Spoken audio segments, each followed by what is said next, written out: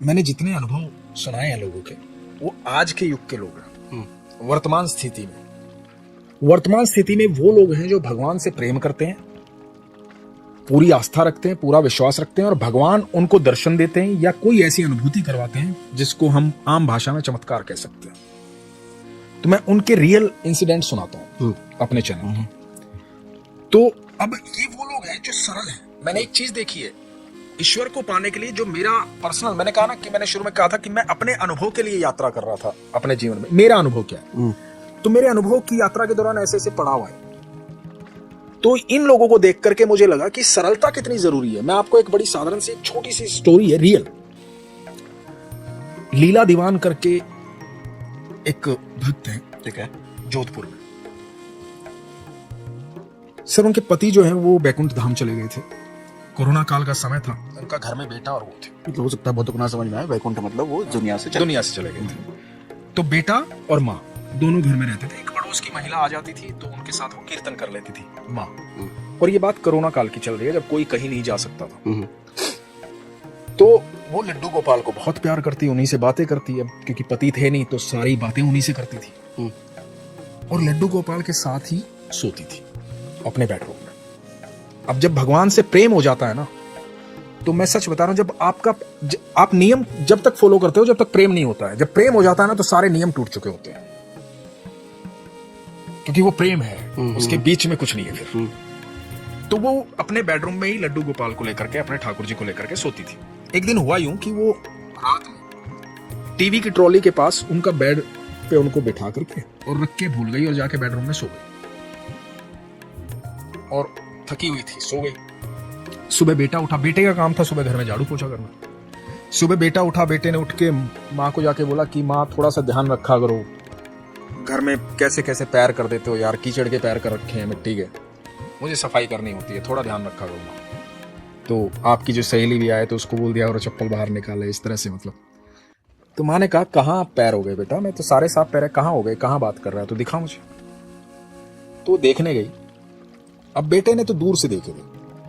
जब माँ पहुंची तो टीवी की ट्रॉली से लेकर के बेडरूम तक छोटे छोटे पैरों के, हल्दी और चंदन के पैरों के मिट्टी के निशान थे, हल्दी और चंदन के। बेडरूम तक, टीवी की ट्रॉली से बेडरूम तक, और वो टेबल के नीचे से गए हुए पैरों के निशान। ठीक है, उन्होंने मुझे फोटो भेजा। सर आज कोरोना को 5 साल बीत गए, 5 साल से फर्श नहीं धोया सर, 5 साल बीत गए सर। वो कृष्ण के पैरों के निशान है। उस दिन वहां नहीं सोया था तो खुद सोने चले गए थे। ये सच्ची घटना है? ये सच्ची घटना है सर। आज भी आप जोधपुर जाइए, पूछिए लीला दीवान जी का घर शास्त्री नगर में है शायद, आप जाके दर्शन करके आइए। मैं आज की बात करता हूं सर, आज के अनुभव, आज जो वर्तमान में जो चल रहा है, जो लोगों ने देखा है। एक भक्त हैं सोनम वालिया, आई थिंक उनका नाम है, ठाकुर जी के अनन्य भक्त है। तो अपने पतिदेव के साथ केदार बाबा से मिलने चले गई, केदारनाथ। तो अब क्योंकि आध्यात्मिक हैं, स्पिरिचुअल हैं, भगवान पर विश्वास है, भगवान से प्रेम है, तो पति के साथ गई केदार बाबा के दर्शन करने। केदार बाबा के जब दर्शन करने गई तो वहां पर फूल के रूप में सबको प्रसाद मिल रहा था। फ्लावर्स देते हैं ना मंदिर में जैसे, तो इनको भी मिला। इनको क्या मिला? सबको फूल मिल रहा था, इनको तुलसी मिल गई। तो ये बड़ी हैरान हो गई कि महादेव के यहाँ तुलसी का क्या काम? बेलपत्र होता, फूल होता, तुलसी कहां से आई? वो भी केदारनाथ में। तो विचलित होकर इन्होंने अपने पति से पूछा कि भाई तुलसी कहां से आई है? तो उनके पति ने कहा कि तुम भक्त किसकी? महादेव को तो पता है ना, महादेव ने तुम्हारा स्वागत किया, इसलिए तुम्हारे हाथ में वृंदा आई। क्या बात। तो सर मैं ये बता रहा हूं कि ईश्वर, आप जब सरल होते हो ना, आपको जगह जगह अनुभूति करवाते हैं। एक रोमा कुथर जी हैं, उनके यहाँ जो लाडली जी है राधा रानी, सर वो विग्रह है पीतल का जो जैसे हम लाते हैं ना लड्डू गोपाल और राधा रानी, पीतल की जो मूर्ति होती है। तो विग्रह जब हो जाता है, जब हमारी आस्था उसमें जुड़ जाती है, प्राण प्रतिष्ठा हमारी आस्था से उसमें आ जाती है, तो विग्रह, एक मूर्ति विग्रह हो जाती है। तो है, आप यकीन मानेंगे, उन्होंने कुछ सोचा था, पूरी कथा मतलब थोड़ी लंबी है, लेकिन राधा रानी के बाल बढ़ने शुरू हो गए सर। अच्छा, नॉर्मल पीतल का विग्रह है सर, बाल बढ़ने शुरू हो गए। और मैं बताता हूँ, एक रंजना भारद्वाज जी हैं, पंजाब की रहने वाली, उनके घर शादी थी। लड्डू गोपाल जी को राधा रानी से बड़ा प्रेम है उनको, ठाकुर जी से। तो शादी थी तो बड़े व्यस्त थी, तो राधा रानी और ठाकुर जी का विग्रह जो है वो रखा हुआ था। तो इन्होंने बोला कि हाँ तुम तो मजे करते रहो यहाँ बैठे बैठे, तुम्हें थोड़ी पता है कि मैं कितनी दिक्कत में हूँ, कितनी परेशानी, कितना काम कर रही हूँ। तुम्हें तो अपना टाइम पास करना है, करते रहो। अब भगवान के भक्त ऐसे ही बात करते हैं भगवान से। तो उनको आभास हुआ कि जैसे ये बात जब उन्होंने बोली तो राधा रानी ने उनकी तरफ देखा स्पेशली, लेकिन वो जल्दी में थी, वो चली गई। शाम को घर आई रात को। तो उनके यहाँ एक सिस्टम है कि वो जब डिनर करते हैं या लंच करते हैं तो भगवान को भी लंच टेबल पर, डिनर टेबल पर साथ बिठाते हैं, भगवान के साथ भोजन करते हैं। तो उन्होंने बिठाया लड्डू गोपाल जी को और राधा रानी को। तो जैसे ही बिठाया तो उनके पति ने कहा कि रंजना तुम देख रही हो कुछ? तो रंजना बोली हाँ मैं यही देख रही हूँ। तो सर वो पीतल की मूर्ति थी, उनकी गर्दन ऐसे घूमी हुई थी। अच्छा, हाँ मेरे पास तस्वीरें हैं, वो उनकी गर्दन ऐसे घूमी हुई थी। तो रंजना जी ने बोला कि मैं सुबह जब मैंने ठाकुर जी को ऐसा बोला था ना, तो मुझे लगा था कि राधा रानी ने पलट के मेरी तरफ देखा। तो तब से ऐसी मूर्ति ऐसी हुई है राधा रानी की, मतलब पीतल की मूर्ति ऐसे गर्दन घूमी हुई है। तो वो बड़ी हैरान हुई और मन में दुख हुआ इस बात को लेकर के कि ये मेरी राधा रानी ने तकलीफ उठाई, मतलब मैंने उनको ऐसे शिकायत के तौर पे कह दिया। तो जब उनको नाइट ड्रेस वो पहनाने लगी रात्रि में शयन के लिए, तो उन्होंने राधा रानी से रिक्वेस्ट की कि राधा रानी आप अपनी गर्दन ठीक कर लो, गर्दन में बल आ जाएगा, आपको तकलीफ होगी, मुझे क्षमा कर दो। तो जैसे वो पोशाक पहनाते हैं ना, तो पोशाक जब पहनाई तो जब पोशाक पूरी पहन ली तो गर्दन सीधी हो गई थी सर। अच्छा, हाँ ये मैं आज की वर्तमान की बात बता रहा हूँ। और आप सोचो सर, सदियों से, मतलब इतने सालों से हमारे पास तो एक तो, मतलब मैं कह रहा हूँ यदि हम ये बिलीव करते हैं कि ये लाल किला खड़ा है, ये ताजमहल खड़ा है, ये 300-400 साल पुरानी ही तो बातें हैं, है ना? तो मीरा भी तो ज्यादा पुरानी नहीं है सर। सर मीरा द्वारकाधीश में विलीन हो गई थी सर 5000 साल पहले। नहीं सर, अभी 400, 450, 500 साल पहले की बात है सर। मीरा तो अभी तो थी सर। अच्छा, मीरा, ओके। तो आप सोचो मीरा जो है वो ठाकुर जी में विलीन हो गई थी, पता है, सशरीर विलीन हो गई, नहीं समझ पा रहा मैं कैसे। वो द्वारका में गई हुई थी मीरा, तो उनको वहां से जो मेवाड़ से उनके यहाँ से लेने आए थे कि मीरा अब चलो घर चलते हैं महलों में, ठीक है। तो उन्होंने कहा कि मैं एक बार ठाकुर जी से बात करके आती हूँ। वो अंदर गई गर्भगृह में, द्वारकाधीश जो है द्वारका में, बोले कि मैं बात करके आती हूँ। तो अंदर गई, अंदर जाने के बाद ऐसा बताते हैं वहां इतना प्रकाश हो गया था, मतलब अंदर गई तो उसके बाद लौटी नहीं, जब काफी देर तक नहीं लौटी तो ये लोग अंदर गए, तो वहां कोई नहीं था सर, बहुत प्रकाश था वहां पर। उसी विग्रह में द्वारकाधीश में मीरा सशरीर विलीन हो गई थी। उसके बाद मीरा किसी को कभी दिखाई नहीं दी, सशरीर गई थी वो ठाकुर जी के पास। ये नहीं पता था मुझे। ओके, तो सर ये तो अभी की बात है, ये बहुत पुरानी बात नहीं सर। जनाबाई, नामदेव जी, ऐसे ऐसे भक्त हुए हैं, मतलब अद्भुत भक्त हुए हैं सर। अभी चोखा मेला एक पंढरपुर में भक्त हुए। मैं आपको ये बात बता रहा हूँ कि ये लोगों को ये बात समझनी चाहिए कि एक भिलनी के झूठे बेर राम खा सकते हैं।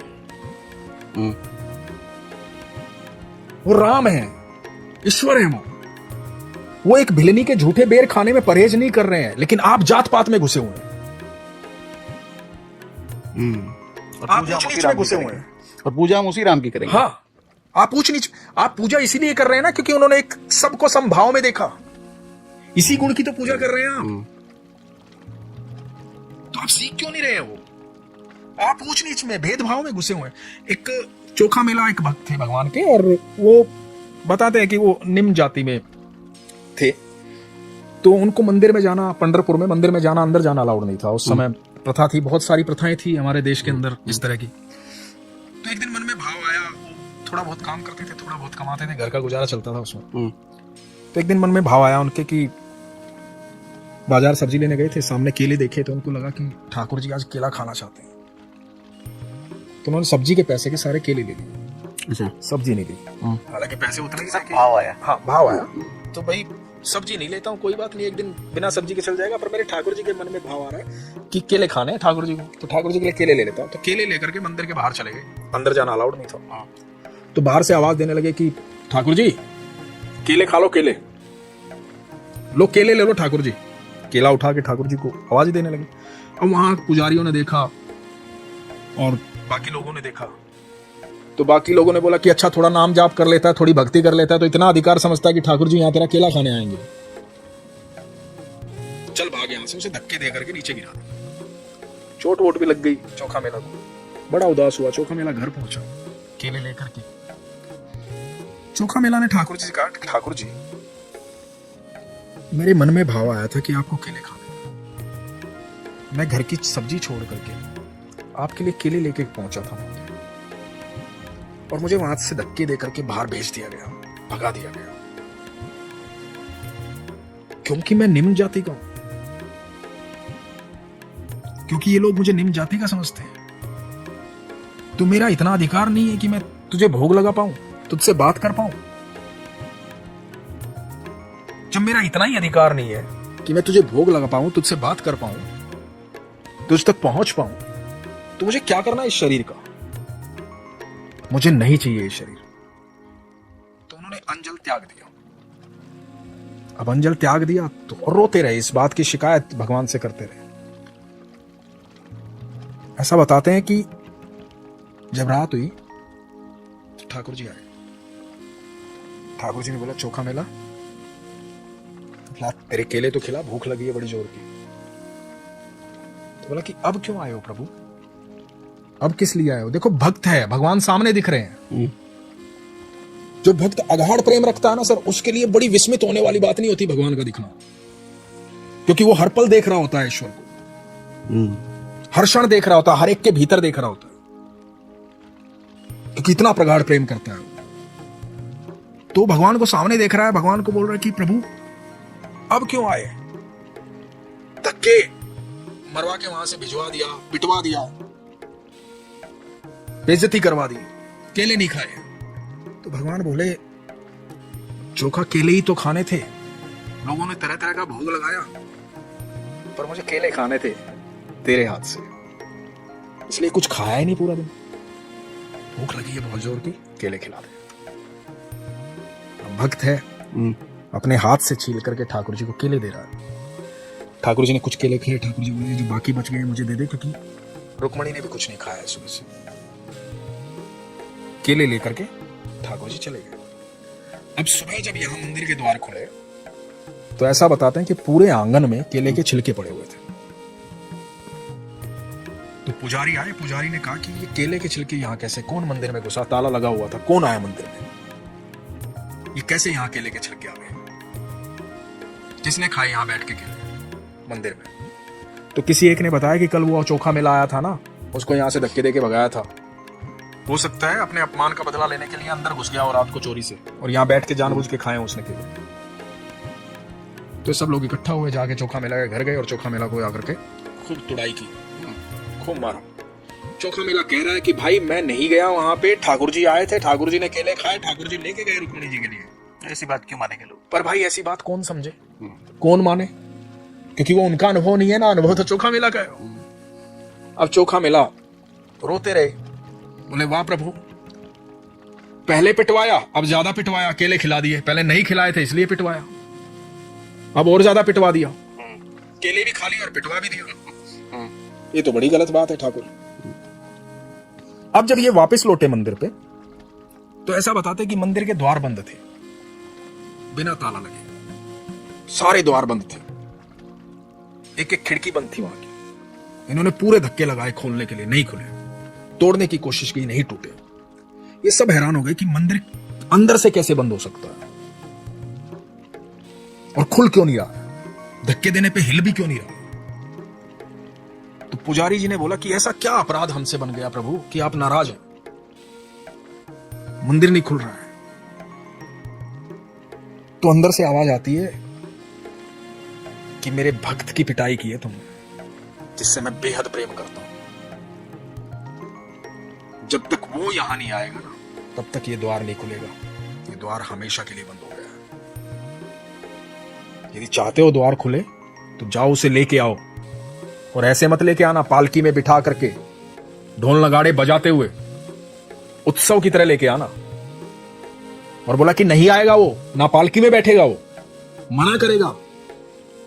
पैर पकड़ना, हाथ जोड़ना, प्रार्थना करना, किसी भी तरह से मना के लेके आना, तभी ये द्वार खुलेगा, नहीं तो नहीं खुलेगा। अब ये सब लोग फिर गए चोखा मेला के, जाके माफी मांग रहे हैं। चोखा मेला माफ कर दो, गलती हो गई भाई, चलो पालकी में बैठो। चोखा मेला कह रहे हैं नहीं भाई, मैं तो साधारण सा आदमी, वैसे भी निम्न जाति का हूं, मेरी कहां ऐसी वो कि मैं इसमें बैठूं आपकी पालकी में, मैं तो नहीं बैठूंगा। तो आप जाइए। अब क्योंकि प्रभु ने पहले ही बोल दिया था नहीं मानेगा वो, अब इन्होंने तो दंडवत करना शुरू कर दिया चोखा मेला के सामने कि नहीं नहीं चलिए चलिए चलिए।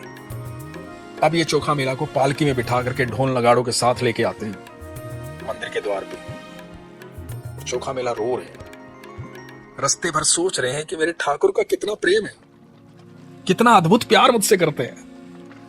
इन लोगों ने पहले अपमानित किया, मारा पीटा, अब ये लोग अपने कंधे पे उठाकर चल रहे हैं ढोल नगाड़ों के साथ, मिन्नतें कर रहे हैं, पैरों में पड़ रहे हैं। और जब मंदिर के द्वार पे पहुंचे चोखा मेला, तो चोखा मेला ने रोते हुए भगवान से कहा कि ठाकुर माफ कर देने, खोल दे द्वार मेरे प्रभु। और खुल गए थे दरवाजे। पंढरपुर की सच्ची घटना है सर। ये कहाँ है पंढरपुर? महाराष्ट्र में। सच्ची घटना है? सच्ची घटना है सर। तो आप ये सोचो सर, वो जो ईश्वर है ना सर, उसको प्राप्त करने के लिए बहुत तिगड़मबाजी नहीं करनी, बहुत प्रयास नहीं करने, बहुत मेहनत नहीं करनी, बहुत तपस्या नहीं करनी, सिर्फ सरल रहना, सिर्फ सरल रहना। आप यकीन मानना, ठाकुर जी ने श्रीमद् भगवद गीता में 18 अध्याय में एक बात को, कॉमन बात है वो, जो बात शुरू से लेकर अंत तक कही है, बार बार कही है कि संभावी रहे। संभावी, हाँ, एक जैसा भाव। एक भाव में, सुख और दुख के लिए समान भाव में, सब जीवों के लिए समान भाव में। तुझे ब्राह्मण और चंडाल में जब फर्क महसूस ना होना, तब समझना तू मेरा हो गया। सर बहुत बड़ी बात है, क्योंकि ये तब कैसे होगा? भगवान ये कहते हैं कि तू सबके भीतर मुझे समाहित जान, मैं सबके अंदर विद्यमान हूं। एक छोटी सी चींटी से लेकर बड़े से हाथी में बराबर क्षमता के साथ ठाकुर जी निवास करते हैं, सबके भीतर विद्यमान हो। अब आप सोचो सागर भाई, एक दिन के लिए सिर्फ आपने ये मान लिया, सुबह से रात तक मैं ये सोचूंगा कि सबके भीतर ठाकुर जी,